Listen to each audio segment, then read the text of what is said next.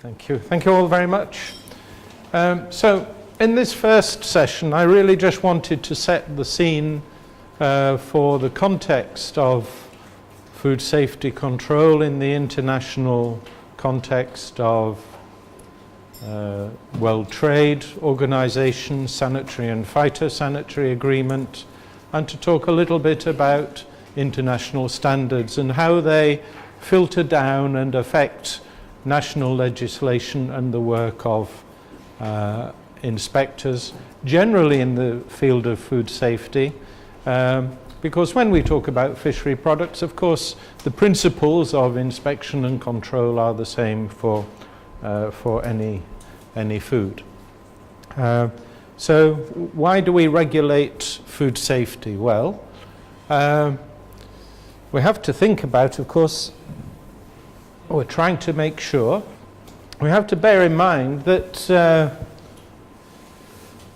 when we're regulating food safety, it's not the only way in which we can make sure that food is safe.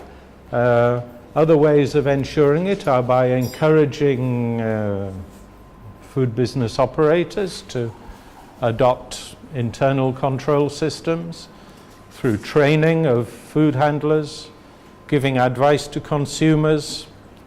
Sometimes it's not always possible to make sure that food is always safe all of the time and for all consumers. So, for example, if we're talking about heavy metals in fishery products, yes, we have limits, but heavy metals are unsafe at any amount. And of course, it depends on the quantities which people are consuming. So you may give advice to consumers. Pregnant women should not eat tuna more than 2 or 3 times a week, and limit the consumption of those large pelagic fish to children, and so on. We also have voluntary standards. There are food safety standards which are applied by customers to their suppliers. So international private standards concerning food safety are also applicable. There is a ISO standard for food safety, an ISO 22000 standard, which if a buyer says to a supplier, I would like you to comply with this as part of our contract, then it's the choice of the supplier whether or not they enter into that contract. But all these are non-regulatory ways of applying food safety measures. But at the end of the day, as competent authorities, as regulators, we want to have a legally enforceable means of ensuring that food and the circumstances and environment in which food is produced meet certain minimum standards which we set out in the regulations. And the primary reason for this is to, of course, protect consumers from non-compliant operators. And we do that in 2 ways. One, by saying to non-compliant operators, you must increase or improve your standard. So if you're here and the requirement is here, you have to change the way in which you do things. And secondly, we say, well, if you do not, then we remove you from the supply chain. Okay, there is has to be some form of sanction there, which means that people either comply or they're forced out of the business, ultimately. So that is the prime reason, to protect consumers and ensure their health and well-being, as we say here. But there is an economic aspect to this as well. And the economic aspect works in different ways. Firstly, of course, if people become ill as a result of non-compliance, then there are economic losses because they're not working for a start, so you're losing their productive contribution, but also they're putting a cost on your health services as well, so there are direct impacts on the economic aspects.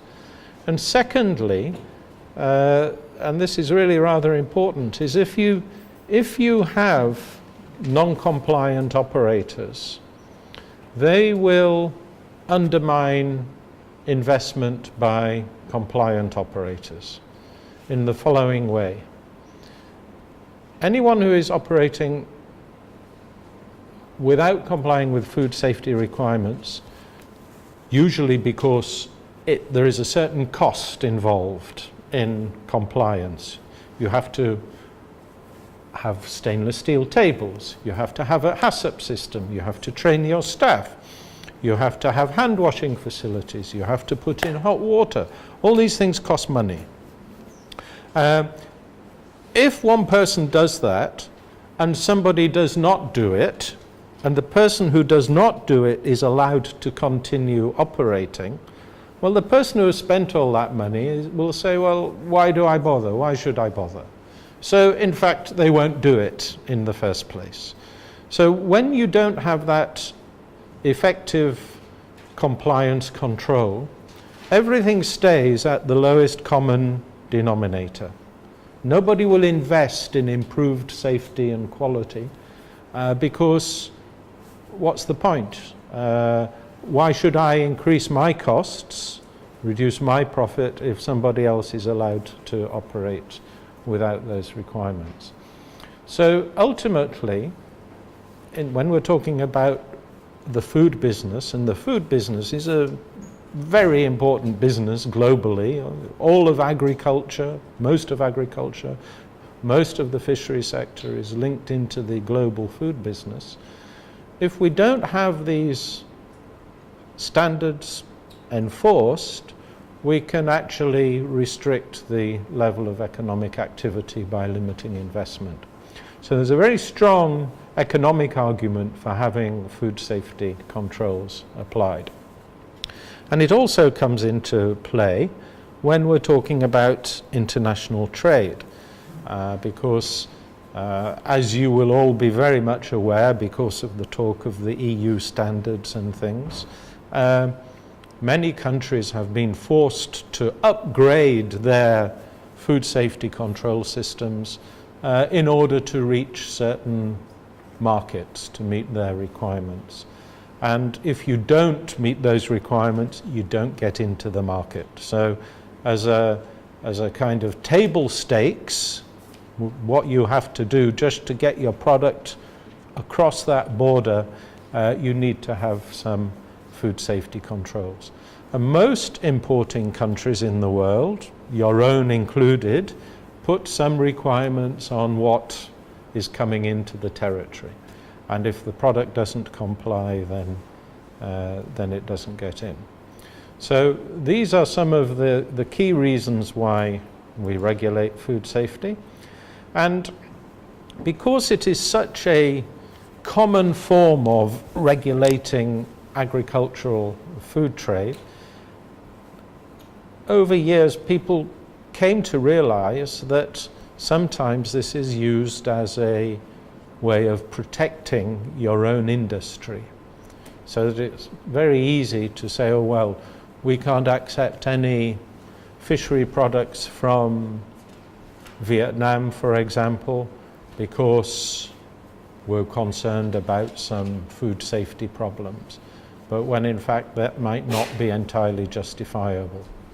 And to stop countries using these sanitary regulations as a means of preventing competition with their own domestic sectors, the WTO became involved in sanitary and phytosanitary measures. The World Trade Organization, the WTO, its main function is to set and enforce international trade rules, to create a forum for negotiating on matters of trade and sorting out trade disputes and so on. So this was the international institution, and within the framework of the WTO, a number of important agreements have been made during the 1990s. Under the framework of the General Agreement on Tariffs and Trade, which are known as the Uruguay Round of Trade Talks, there was an agreement between all the WTO members that governments should be allowed to put trade measures to protect human, animal or plant life or health, providing they do not discriminate or use this as disguised protectionism.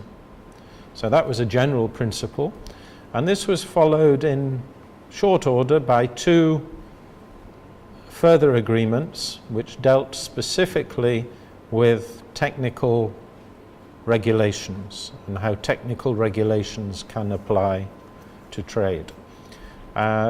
One is what we call the TBT, Technical Barriers to Trade Agreement, which recognized formally members' rights to implement measures to achieve legitimate policy objectives for protection of health of humans and the environment and animals and plants and so on. And that applies to all industrial and agricultural products, except insofar as the SPS agreement is applied, which is the second of these two important agreements. And the SPS agreement, the Sanitary and Phytosanitary Agreement, was passed specifically to deal with matters of food safety, animal health, and plant health. These were considered to be a special case. And they're a special case because they deal with essentially biological variables concerning these products. So you can imagine if you're producing an item like this, a glass, as a result of an industrial process, you can standardize this in a very regular way. You can control the raw materials, you can control the process, you can control the conditions, the dimensions of this can all be specified with various tolerances. And these things can be defined in a very technical way. When it comes to food or agricultural products, these are all products of biological origin, and they're therefore subject to an immense variability. When it comes to fish, for example, how many species of fish do we consume as humans? Thousands of different species of fish are consumed. The same species caught in one part of the world might have different characteristics to the same species caught in another part of the world because it may be feeding differently. It's grown in different temperatures. It has a different environment. Similarly, with all other agricultural products, there may be a change in climate which somehow impacts on the characteristics which alter its food safety, the food safety characteristics of the product. Similarly, if we're talking about what happens post-harvest with contamination, well, bacteria, flora are different in different parts of the world. So in order to control these things, you have to have a different set of concepts to the ones you would use to specify something like a product of an industrial process, like a glass. So that's why we have a separate SPS agreement which deals with the food safety, animal and plant health measures, which are considered to be a special case. And there's a very good website. The WTO has all of this background information about the SPS agreement on its website, and you can read a lot about it there. So I would encourage you, if you're not familiar with the SPS agreement, at least to read up somewhat about it. that the SPS agreement defines a sanitary and phytosanitary measure, a regulation if you like, as any measure which protects human or animal life from risks from various contaminants, toxins, disease-causing organisms. Measures applied to protect human life from plant or animal carried diseases. Measures applied to protect animals or plants from pests, diseases, etc. And to prevent or limit other damage to a country from the entry or establishment or spread of pests. So you can see what we're doing with SPS measures. We're protecting humans, human health from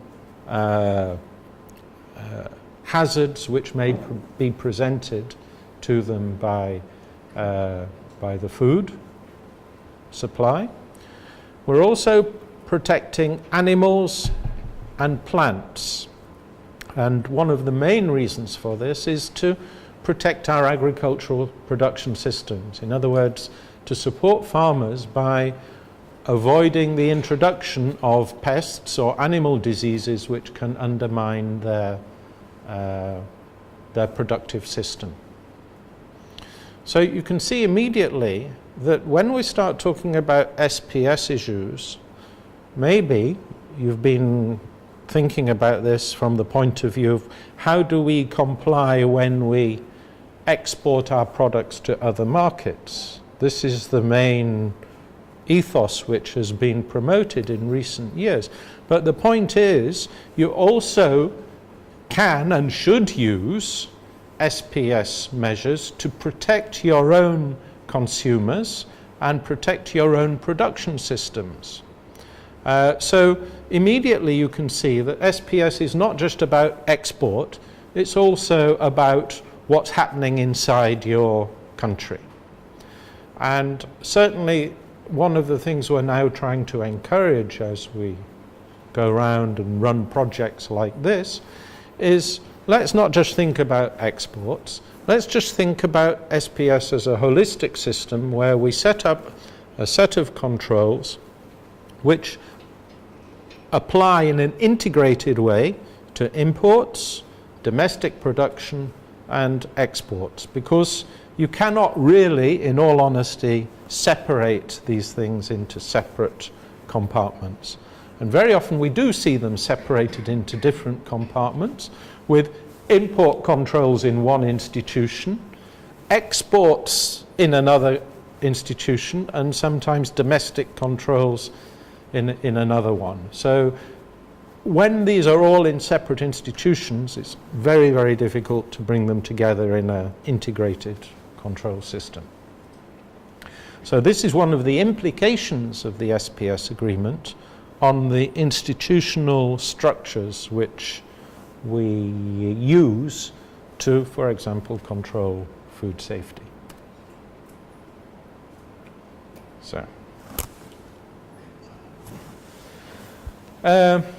So some other features of the SPS agreement. How safe is safe? On one level, we can say there is no such thing as safe food from the point of view of having zero risk of all hazards being eliminated from our supply chain.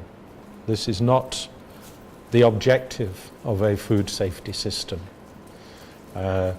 We seek to manage risks rather than eliminate risks. That's why when we talk about a risk-based approach, and we will talk about risk-based approaches in this course, we talk about this process of risk analysis, which has three components of risk assessment, risk communication, and risk management. And so, as food safety managers, one of the things we have to think about is what is the appropriate level of safety which we want to apply. And the SPS agreement allows countries to determine as their sovereign right the appropriate level of safety to which they wish to protect their consumers, their people.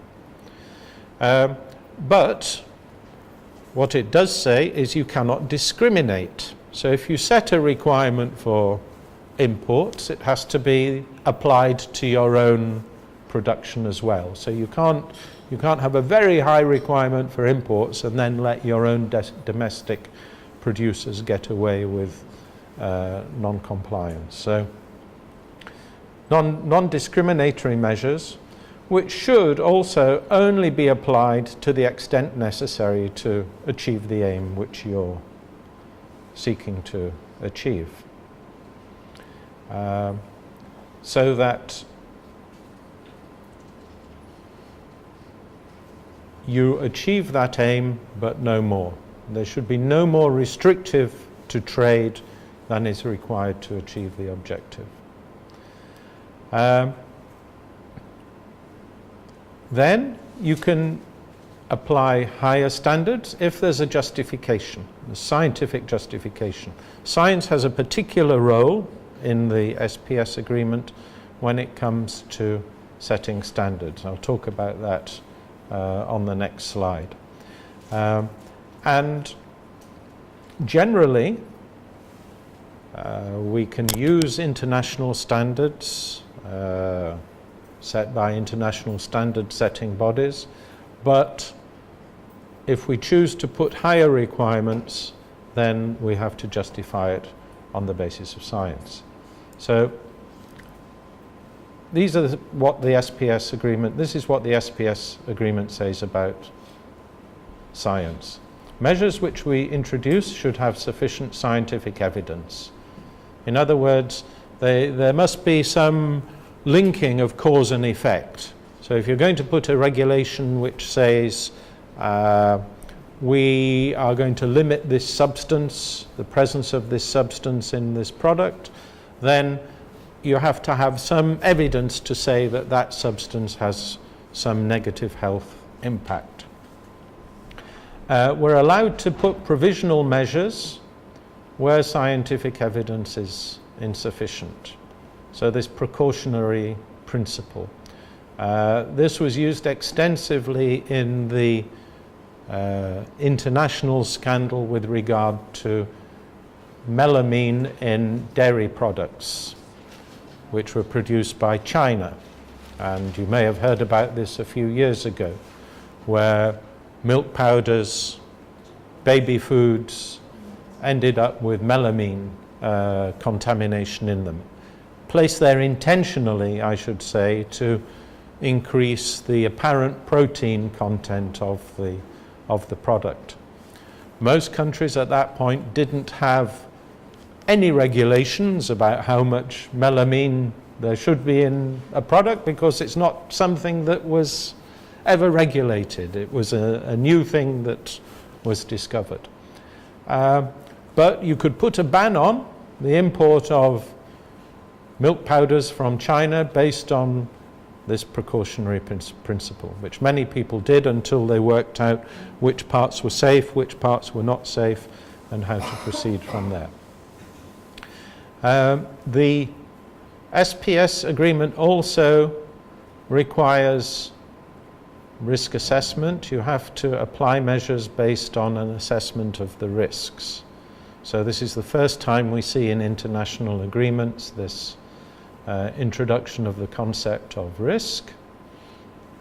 And what it does say as well is that where a measure which you apply conforms with an international standard, guideline or recommendation set by a relevant international organization, this shall be presumed to be consistent with the agreement. In other words, if you use one of these international standards as the basis for your regulations, then nobody can challenge you as being out of line with the SPS agreement. This is very important because this is where codex standards come in, because these relevant international organizations are defined in the SPS agreement.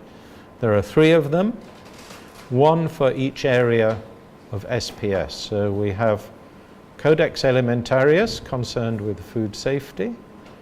We have the World Animal Health Organization, known as the OIE, which is concerned with animal health. And we have the IPPC, the International Plant Protection Convention, which is concerned with plant health.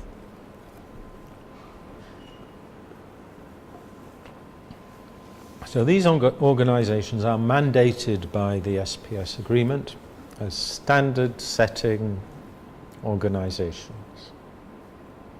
So you can see what goes into the standards is very important, because if something goes into the standard, it means anyone can use it as part of their import and national regulatory food safety regime.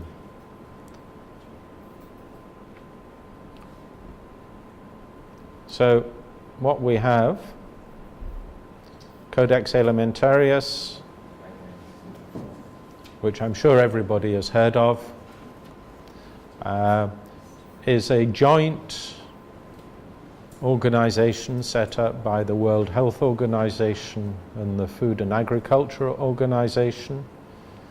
They have some 340 standards which they have adopted.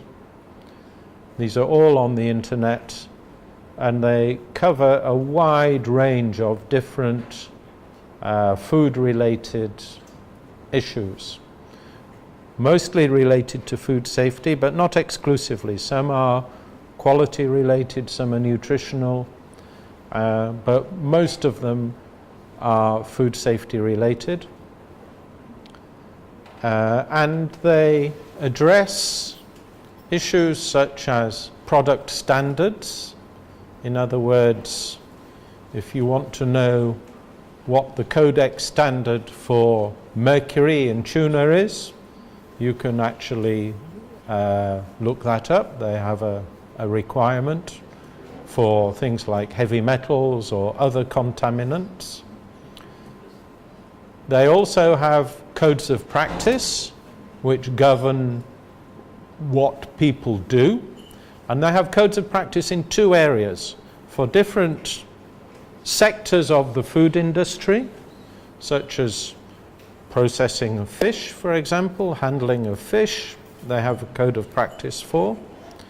But they also have codes which relate to controls. So these are directed at competent authorities. How to issue and manage the issue of certification. How to communicate between competent authorities in different countries. How to establish a food safety control system. What are the models which can be adopted? So within these 343, I think there are now, different codex documents, you can more or less find out everything you need to know to be able to set up an effective food safety control regime in general terms. And if you follow these guidelines and codes of practice, nobody is then going to challenge you in the World Trade Organization and say, hey, this is wrong, it discriminates against us unfairly, because you have the SPS agreement which says we have designed our control systems to be in line with Codex, and therefore it must be assumed to be compliant with the SPS agreement. Providing, of course, that your country is a WTO member. I think most of your countries are WTO members. Sometimes we run training courses and some of the people are not, are from countries which are not WTO members, in which case they could be subject to challenge even if they are using a Codex standard, because they don't have the protection of the SPS agreement. So it's worth mentioning technical barriers to trade because sometimes there is an apparent overlap between SPS measures and TBT measures because of the way in which institutions may be designed to address the different kinds of measure. The TBT agreement, Technical Barriers to Trade Agreement, covers all technical regulations except where they are sanitary or phytosanitary measures, in other words, concerned with food safety, animal health or plant health. So it can apply to any product, including food and agricultural products, where the requirement is not related to food safety, animal health or plant health. So what this means is we have to think about the purpose of a particular measure to be able to determine whether it's a TBT measure or an SPS measure. It's not the product which determines the applicability of the International Trade Agreement, it is the purpose of the measure. So I think the easiest way to explain this is with an example. So here we have a product, frozen tilapia fillets, and there are different measures which you might apply to that product. So if we pass a regulation which says the fillets in this bag of tilapia fillets here must be graded according to their size and quality, and we have to put a ticket on the bag saying this is extra or grade A, grade B, grade C. Well, the purpose of this is to inform buyers and consumers of the quality, to allow price transparency and so on. This doesn't say anything about food safety conditions. It might talk about quality, but not food safety. It's all fit for human consumption. And therefore, that regulation would be a TBT regulation. Okay? If we want to control the plasticizers in the polythene packaging, because these can migrate into the food, and we know that some plasticizers are harmful to human health, we want to prevent that by making sure that the only permitted plasticizers are used. This is an SPS measure. Okay? Similarly, if we say products which you send to our country must be processed subject to HACCP requirements, this again is to make sure the product is safe, has to be SPS, it would fall within the SPS agreement. Labeling with country of origin and region of origin, whether it's wild caught tilapia or farmed tilapia. This is to allow people to assess quality or allow transparency in terms of origin. Would normally be an SPS, a TBT measure, but there could be some aspects of this which go to sanitary controls, because we sometimes, in the case, say, of the EU, only certain countries are authorized to supply certain products. So there are aspects of labeling which could be related to SPS. Can you think of another aspect of labeling which might be related to SPS, to food safety? Allergens, yes, exactly.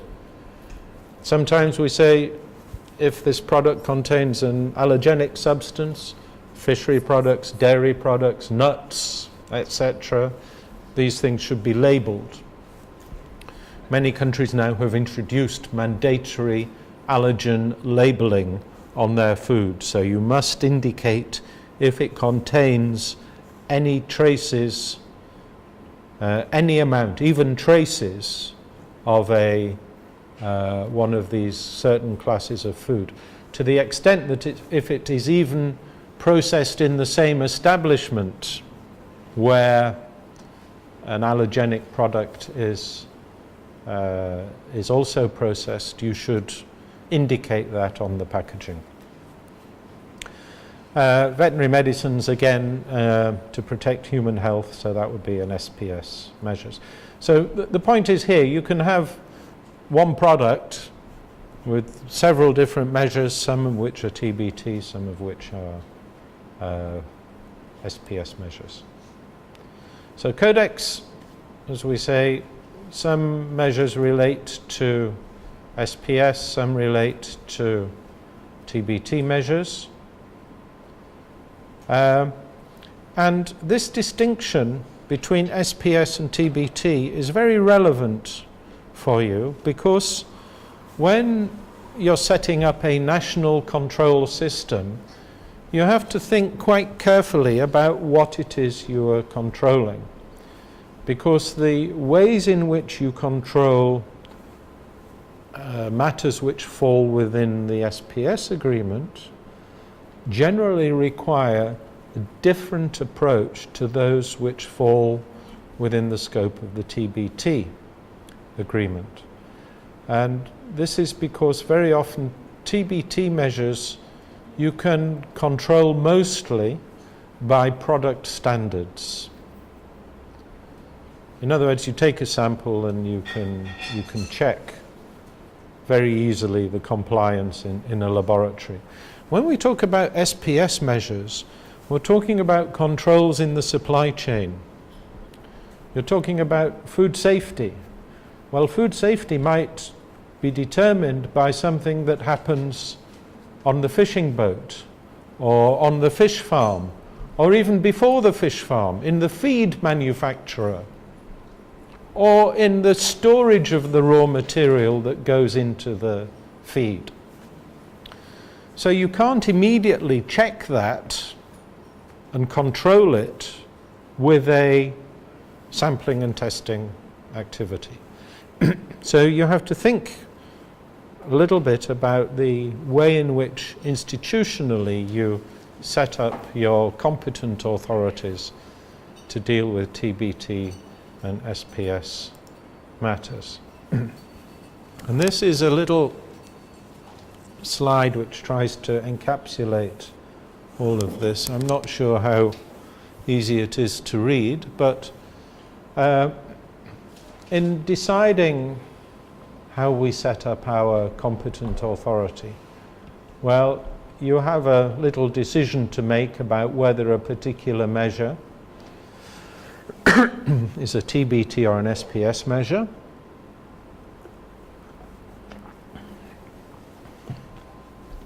In other words, does it concern human life, animal life, plant life, and so on? And if it is, then it is an SPS measure.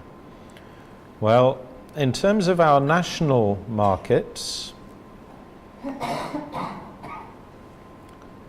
generally we find that issues such as animal health and plant health, from an institutional point of view, it's very easy to say which ministry should be responsible. So, agriculture. These things are concerned with what goes on the farm. As we've seen here, we have a number of fisheries departments represented, or fisheries institutions under ministries of agriculture, but not exclusively. In some places, the Ministry of Health is concerned. In others, we find standards boards are concerned. So food safety, when it comes to saying, well, where is the home of food safety in our government, very often we find it's divided up somewhat. And it can be divided up in different ways in different countries. And when it comes to dealing with SPS as an entity, Yes, it's very easy to deal with that in terms of animal health and plant health because it's a single institution. But when it comes to food safety, very often we find that we're dealing with interministerial coordination on the level of the government.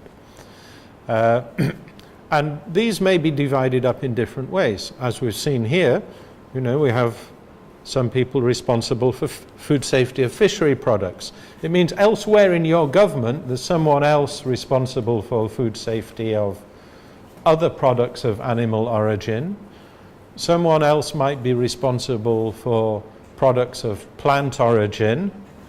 So you might find that things are divided up by the kind of nature of the material, very typically.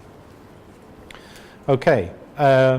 It can work, but it needs some kind of coordination mechanism because at a certain level these systems need to be integrated because ultimately, for example, if you're dealing with aquaculture, well, aquaculture has some animal health issues to be managed, it has veterinary medicines to be managed, as well as the food safety aspects of the quality of the water and the post-harvest handling and so on. So there has to be then some kind of coordination mechanism. And we find that particularly at the interface of food safety with animal health, where you have issues such as veterinary medicines or it's not so much a matter for the fishery sector, but if you're dealing with animal health of mammals, many food animal diseases are transmissible to humans. So we have things like tuberculosis, brucellosis, for example. So that's why we have meat inspection, to actually control the animal health, but also to protect consumers. So there's an interface there between food safety and animal health. In the same way, we find an interface between food safety and plant health when it comes to the issue of pesticides. What pesticides are permitted? What are not permitted? If they are permitted, how much can you use? What are the levels in the final product? Similarly, plant health has issues or is concerned to an extent with aflatoxins around the late stages of growth and harvesting of plants. There is a risk of aflatoxins. These various microscopic molds can start to grow. They produce carcinogens. The material is subsequently used in animal feeds, including fish feeds, and then you can end up with traces of aflatoxins in the final food animal, whether it's meat, fish, milk, and so on. So these things are all linked up, you see, and it becomes very difficult to say, yeah, we deal with fish and that's our job, and nothing else in the system has any effect on our control. Well, that's wrong. It does have an effect because these things are linked. So we need to move towards integration of food safety systems. And so this is where we have here this concept which is now becoming more prevalent of food safety authorities, national food safety authorities, to be able to take this overall coordination vision. And it's something maybe that we can talk about on Friday when we have a discussion about some of the strategic aspects of development of food safety systems for fishery products, because if we're talking about developing a food safety system for fishery products and strengthening it in the future, my view is that you cannot do that in isolation anymore. We have to start looking at how these things fit into other areas. Globally, something like 50% of our fish that we are now consuming, 45 to 50% comes from aquaculture. Right? So this means the method of production is changing. We are now, of course, when it comes to aquaculture, we're having to be even more integrated with these systems. So that would deal with the SPS measures. Let's not forget then, if something isn't an SPS measure, it's a TBT measure. We're interested in labeling, some of the technical standards, and here we can have another approach perhaps. It doesn't have to be integrated with our food safety or other SPS controls. It can be, but it doesn't have to be. Very often we find that the Ministry of Trade or a standards body has some import or export certification function where they can deal with the non-safety aspects of foods and deal with non-food controls. I mean, we're also interested in non-food products. Drugs we put on one side for now. I know that in some countries there are food and drugs controlled within the same institutional framework, fine. But other non-food products, cosmetics, toys, electrical goods, have safety aspects in terms of their design and standards which apply to them, which of course have to be checked and have to be regulated. So you need another institution perhaps to do those things. So all of this is to say we're working in this area. Everybody's working to try to rationalize the institutional framework for the way in which we put these controls together, and I'm introducing this to you so that when we're thinking in future of developing or strengthening capacities for these controls, it's not just about the technical capacity to go in and do an inspection for food safety in an establishment. It's also about the capacity and the way in which the capacity of the whole institutional system is developed.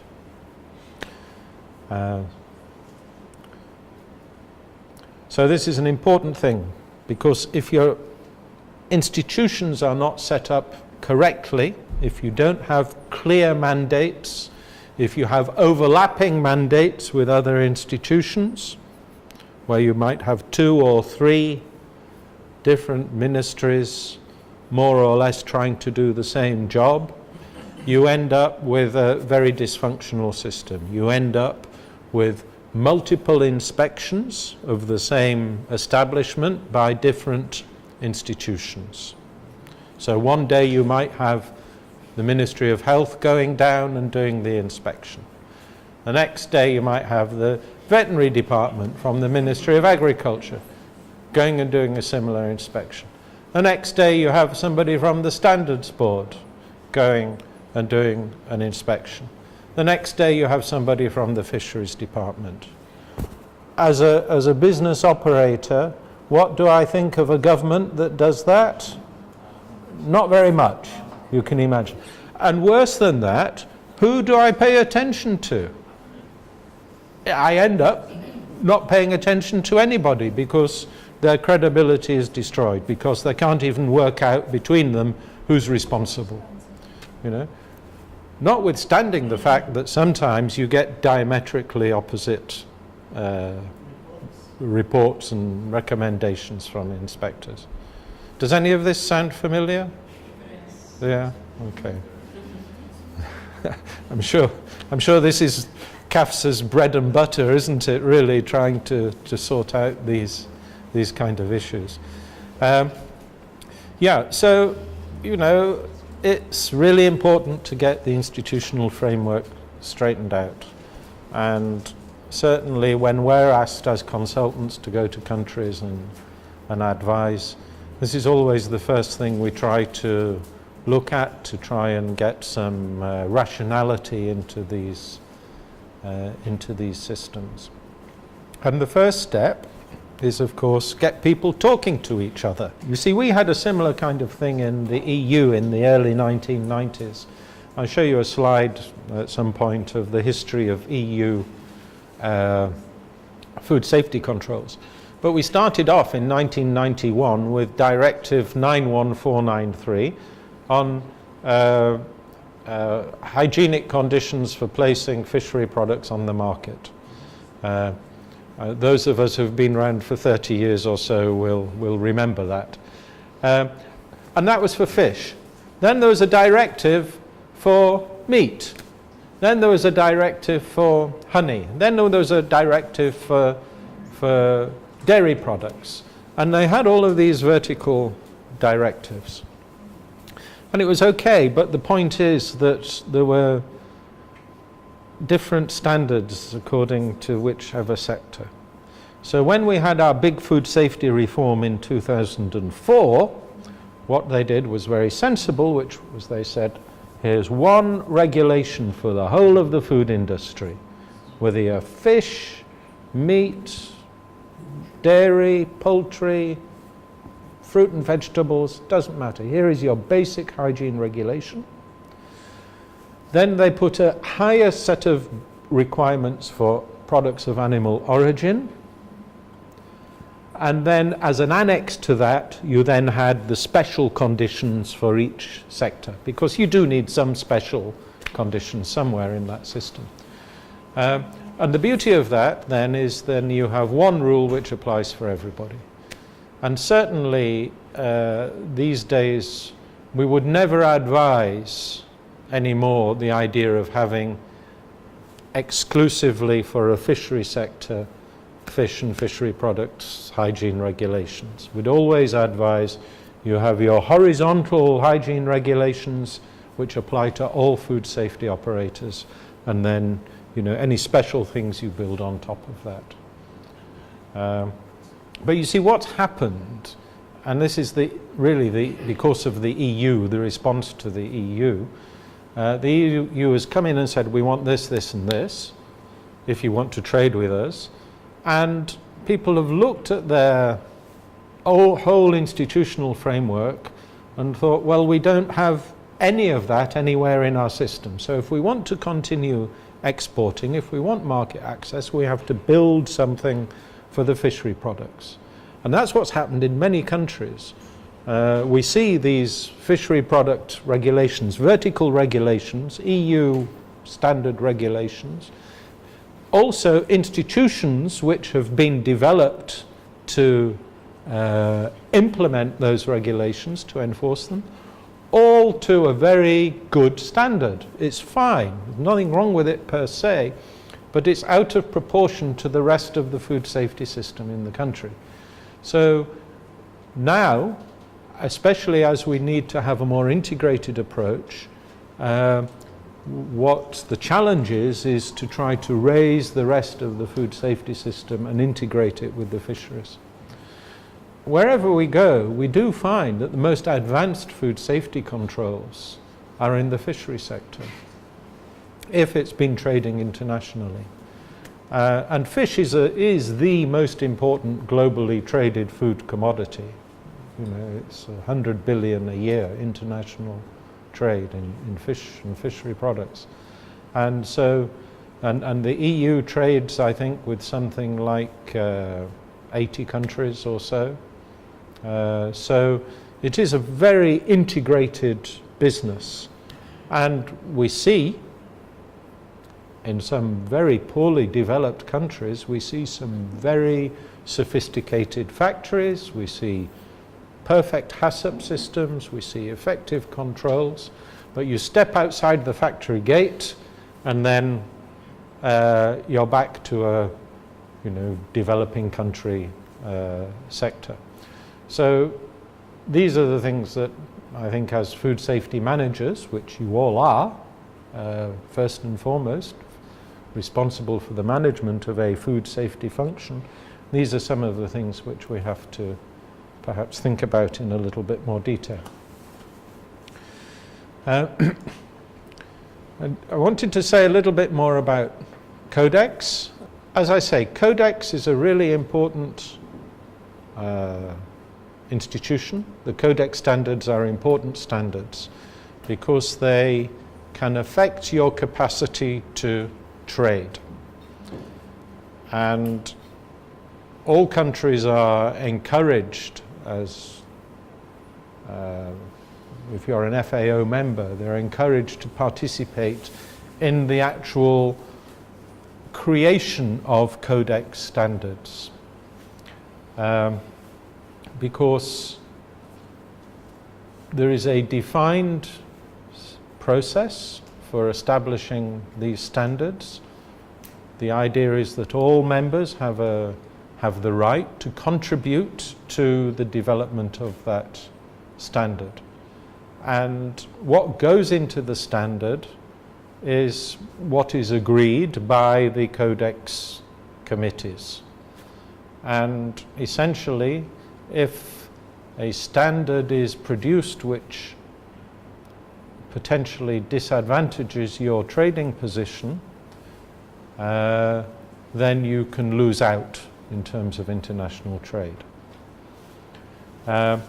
So Codex, the main membership is by national governments. There is facility for observers, but they are not involved in the decision making. So the Codex Alimentaris Commission is at the top of this set of committees, and it is the commission which finally adopts the standards. But all of the work is done in committees where they're preparing draft standards, discussing them, and working on the texts. So there are 30 committees which each committee has a specific task to do. 10 of the committees are general subject committees dealing with things like additives or contaminants and so on. There are 21 commodity committees which deal with certain commodities. In fact, the Codex Committee on Fish and Fishery Products, which has been very active over the years, had its last meeting in 2015. And it's now gone to a virtual meeting, but in fact most of the work in future which will be done on fishery products will be done elsewhere in the committee. So more or less it's coming to an end. And then you have one or two regional coordinating committees. So there is a regional committee for Latin America and the Caribbean, which is also active.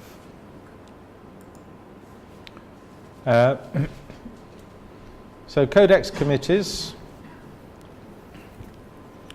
well,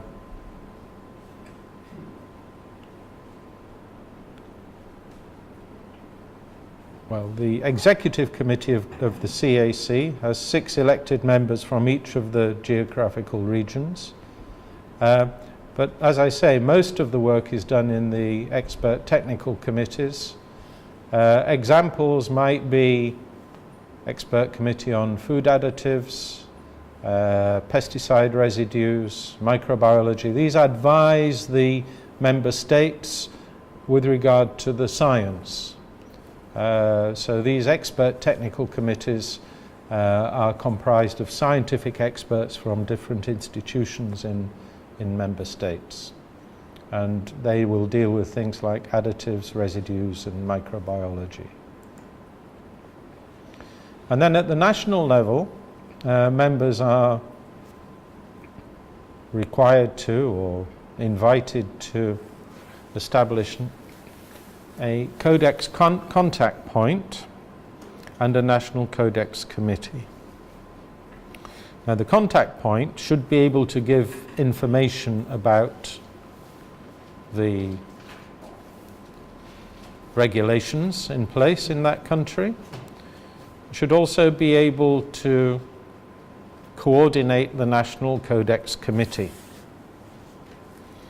And having an active national codex framework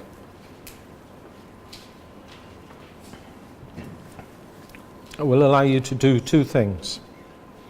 On the one hand, whatever's going on in codex, somebody might decide, okay, we need to put a regulation,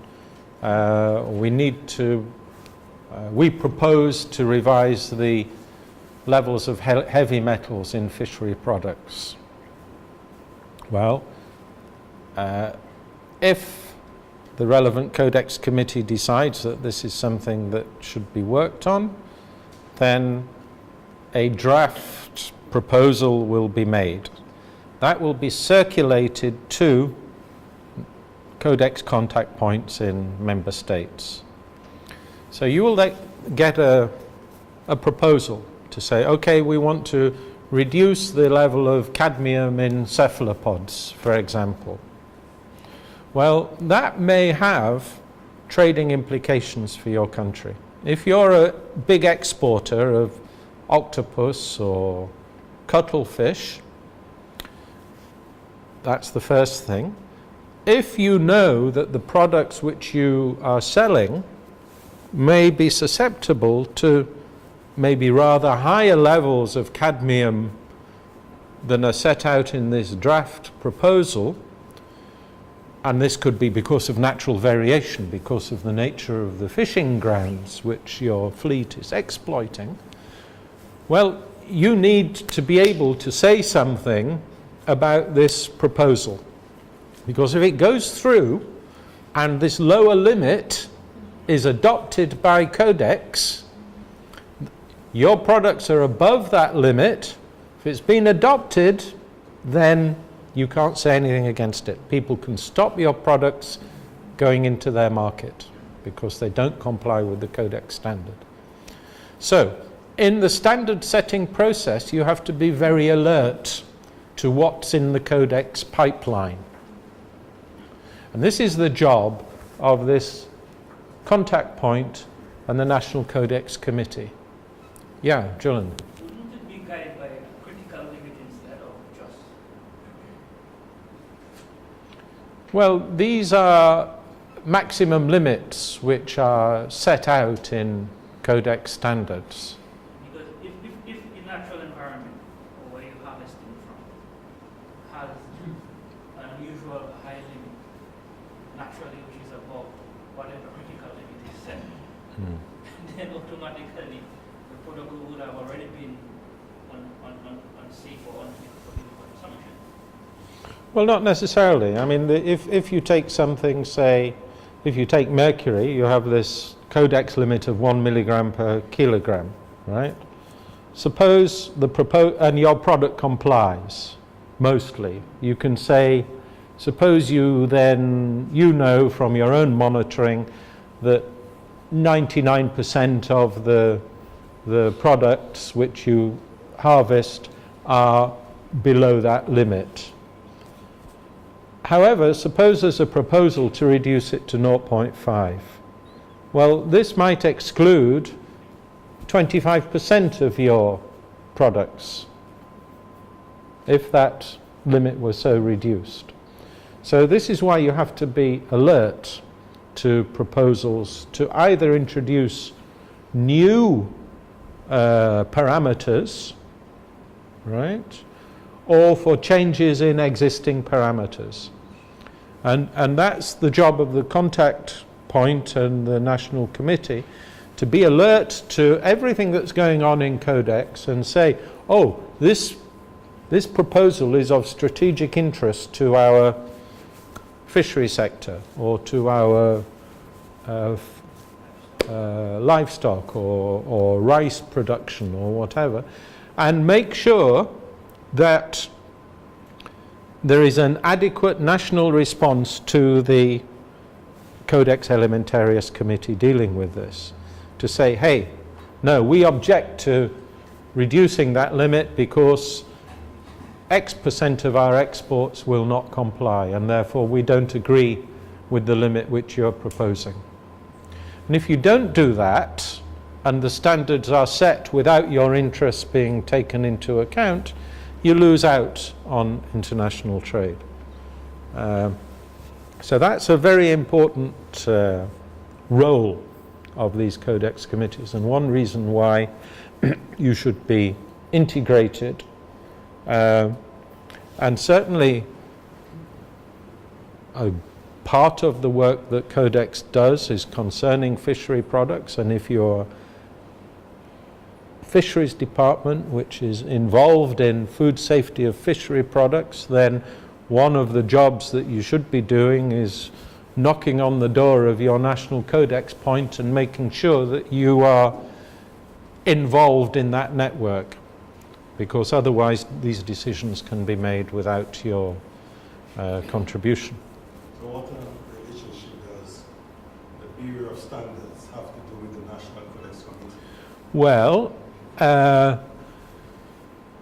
very often the Codex Committee is located in a Bureau of Standards. Yeah? Not always, and it doesn't have to be. It's a sovereign decision as to where your Codex Committee is located. But one of the problems I think that often we come across is that, and this is where you get dysfunctions in the institutional framework, is you get the Codex Committee is in the Bureau of Standards and the rest of the food safety system is somewhere else in government. And these two things don't integrate very well.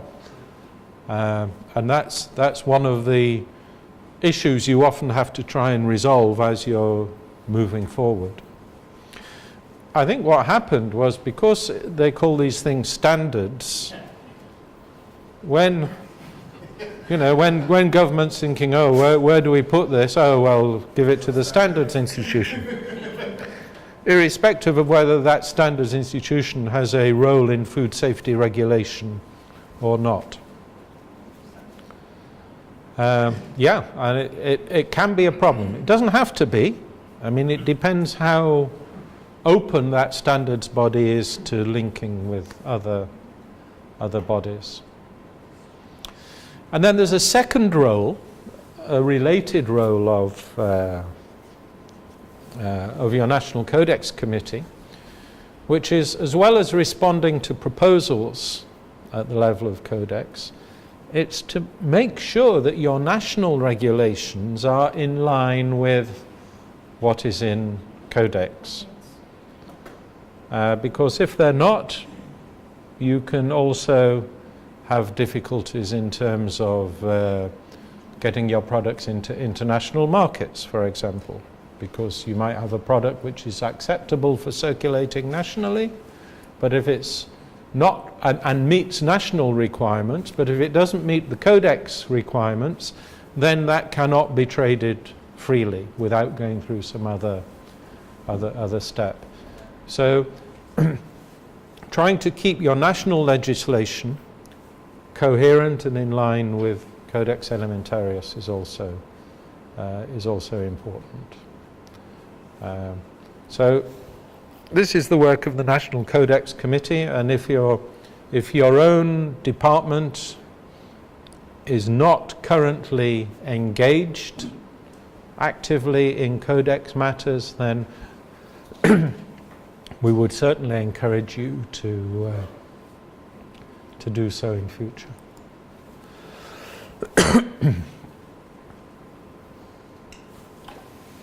So Codex decisions, they're usually made by consensus. Where possible in these Codex committees, they like to have everybody in agreement, to the extent that when it comes to things like maximum limits, these will often be negotiated to a level which is satisfactory to all parties. And this afternoon we'll do a little case study. It's in your folder, We'll do a little case study on standard setting, which illustrates, I think, quite nicely some of the principles by which these kinds of decisions are made.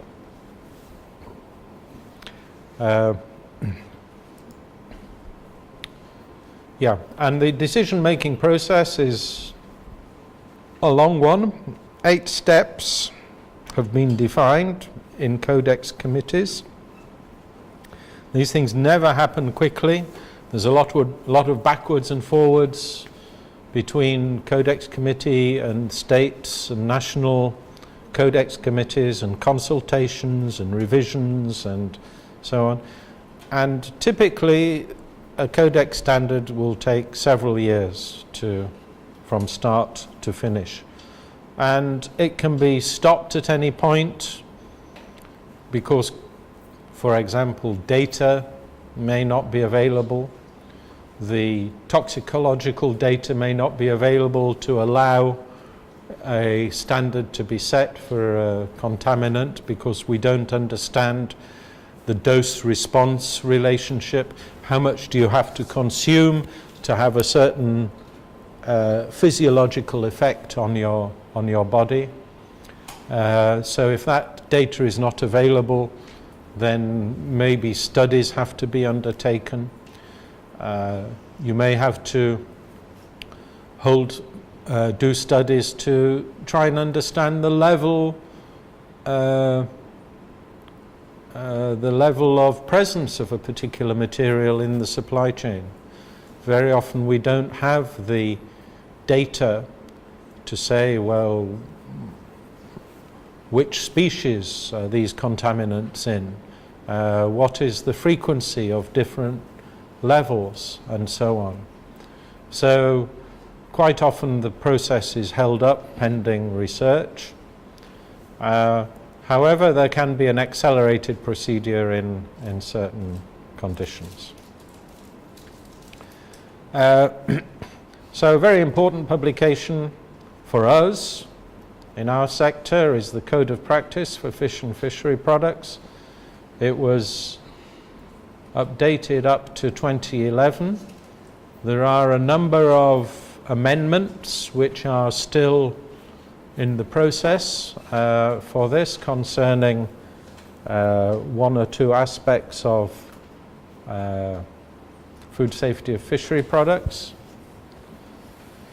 And this is again a document which is worth reading and understanding. It covers many of the key features of controls of fish and fishery products, and it's one of the things, of course, which we consulted in the design of these manuals.